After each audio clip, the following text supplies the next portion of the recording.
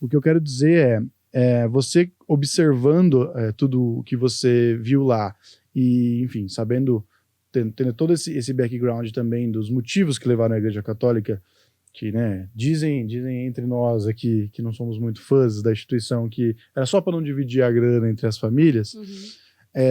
Você acha que faz diferença o celibato? Ou você acha que tava tudo bem se todo mundo pudesse se relacionar e ter parceiros, desde que cumprisse com o trabalho de ajudar os pobres e tudo mais, que na real é a verdadeira mensagem de Jesus? Eu acho que com certeza poderia sim se casar, até porque se você for ler a Bíblia, Pedro, que é o Papa, ele foi casado, Jesus curou a sogra dele. Então, o celibato dos padres é uma imposição da igreja, por conta disso que dizem, né, historicamente, que não queria dividir a herança. Eu acho que seria muito produtivo, até porque tem muitas pessoas que nem seu tio, né? E eu conheço também uma pessoa que foi padre, que tem uma família que é um exemplo, que ele ama a família dele, se dedica e que ele poderia muito bem exercer essa função. Dentro da igreja tem os diáconos permanentes, que são, antes de ser padre, você é diácono, né? Então tem o diácono temporário ou permanente. O permanente, ele pode casar e ele pode celebrar alguns sacramentos. Ele só não pode celebrar a confissão e a eucaristia.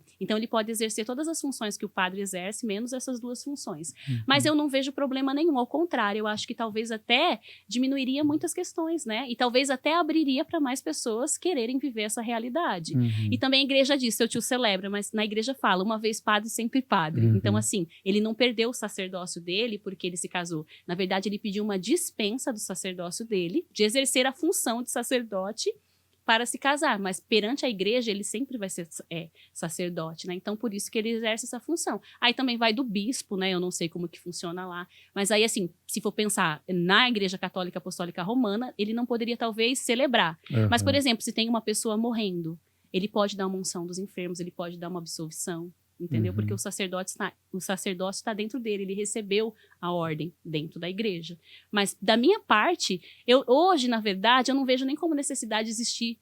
É muito radical isso que eu vou falar, mas eu não consigo mais entender por que existe convento. Por que Deus iria querer reunir um monte de pessoas num lugar e fazer com que elas desistissem dos sonhos da vida delas?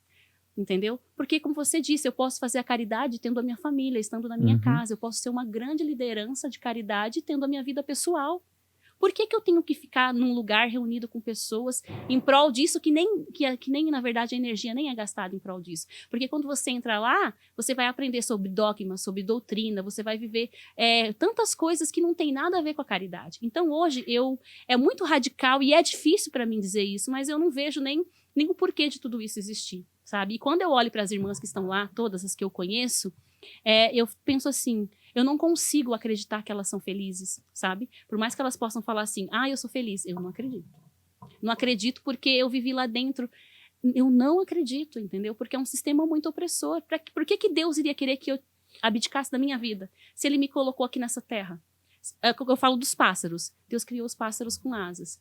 Por que eu coloco gaiola? Quem coloca gaiola é o ser humano. É o ser humano que criou lá a gaiola e colocou o passarinho lá dentro. Entendeu? Então, um convento, para mim, hoje, eu vejo assim, que ele nasceu, e na verdade, um convento, né? Os conventos, eles nasceram do quê? Dos padres do deserto, que viviam no deserto, meditando. Eles não viviam em comunidade. E aí, quando foi fazendo a mudança, começou a se juntar um monte de pessoas, então eles criaram regras para poder viver de uma forma mais equilibrada e foram surgindo os conventos. Só que dentro disso tudo, que era vida em comunidade, foi surgindo as regras. Então, eu acho que o que faz mais perder a essência é esse exagero de regras, sabe? De dogmas, de doutrinas, e que as pessoas nem conhecem. A maioria da população católica não sabe nem que dogma e nem que doutrina que segue. Você tá entendendo? Se você falar uma palavra escatologia para alguém, as pessoas vão saber o que é isso? Não sabe. Mas a cúpula da igreja, né, os religiosos, a hierarquia da igreja, é nesse naipe, a escatologia, não sei o que, não sei o que, não sei o que, a teologia. Já a população de baixo, que são os subalternos, é como se fosse uma realeza, né? É uma realeza, né? Só que com outra linguagem, com outra roupagem. Então, os padres, os bispos, eles são os reis e nós somos os súditos, entendeu? Então, a gente tem acesso limitado. Hoje, tá mais aberto, né? Você fala, vem fazer um curso de teologia para leigos. Por que teologia para leigos? Por que não só um curso de teologia? Você entende? Então, já te coloca no teu lugar, você é leigo, entendeu? Já existem as nomenclaturas. E eu não concordo com isso. Só que eu fui entender isso depois de muito tempo. E as freiras, por exemplo, a ordem religiosa dos freis e das freiras, na verdade, não são nem sacramento, também são leigos, são considerados leigos, para você ver o tamanho da hierarquia. Você tá entendendo? Então, tudo é hierarquia. Só que as pessoas não enxergam isso. Eles veem ali a novena, vê o Jesus pregado na cruz, Nossa Senhora, os pastorzinhos de Fátima, Santa Tal. Mas a religião católica não é isso, gente. A religião católica é uma instituição governada, administrada por um monte de pessoas que nem... eles estão ali. Quem administra tá ali no alto, não tem acesso à ponta daqui de baixo. E a ponta daqui de baixo está se matando para defender aquilo que tá lá em cima e que nem conhece. Você tá entendendo? As pessoas não têm acesso. É uma coisa muito limitada. Vai no Vaticano. Vai lá para você entrar nas igrejas. Aí eu vou fazer só uma coisa aqui. Por exemplo, a Igreja da Sé aqui em São Paulo. A igreja não fala que é para os pobres, para todos? A igreja não está para todos? Se você for na Igreja da Sé agora, vai ter 2 seguranças na porta. As obras de artes que estão ali dentro, elas são protegidas, elas têm temperaturas. Em cima da Igreja da Sé tem um restaurante que serve comidas caríssimas e com música clássica que só a elite pode frequentar. E em volta da Praça da Sé tem um monte de mendigo. Aquelas pessoas que estão ali em volta, elas não podem entrar dentro da igreja, elas são barradas. O que tem mais valor na vida, o ser humano ou uma obra de arte? Então, onde está a verdade da igreja? Se Jesus veio para todos, se Jesus é para todos, se a igreja está para os pobres. Se você entende? Então, assim, só que as pessoas vivem nessa ilusão. Então, eu posso ir na missa de domingo, vou lá, faço aqui. Não, a igreja, você tem que enxergar a verdade.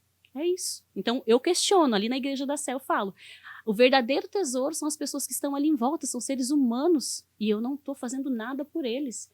Mas faz, a diocese faz, mas poderia fazer muito mais. Como será que é a casa que o bispo da arquidiocese mora? Quais são os móveis que estão dentro daquela casa? Provavelmente, gente, é tudo móvel de madeira, caro, né? Eu protejo mais o osso do índio que fez a fundação de São Paulo, lá embaixo, na cripta, do que as pessoas vivas que estão em volta. Eu não consigo, sabe? Então, esses questionamentos sempre existiram dentro de mim. Então, eu sempre fui considerada revoltada. Eu sou considerada revoltada, é o que eu falo. As pessoas falam, ela tá revoltada. Não. Eu fui alienada, depois eu fui revoltada, agora eu tô consciente. Então, eu estou na fase consciente. Não sei se tem uma fase depois da consciente, né? Mas eu me considero assim. Só que as pessoas falam, a Bruna é revoltada, porque ela abre a boca, ela começa a questionar. Mas a gente precisa questionar. Acho que a abertura da consciência vem do questionamento, né? De você começar a pensar criticamente tudo, sabe? De você falar, não, mas espera aí, por que não pode ser assim? Porque é assim. Então, eu acho que é uma realeza. A Igreja Católica Apostólica Romana é uma realeza, né? Só que com um nome diferente, uma roupagem diferente. Aí os súditos acham que tem acesso. Mas não tem, gente.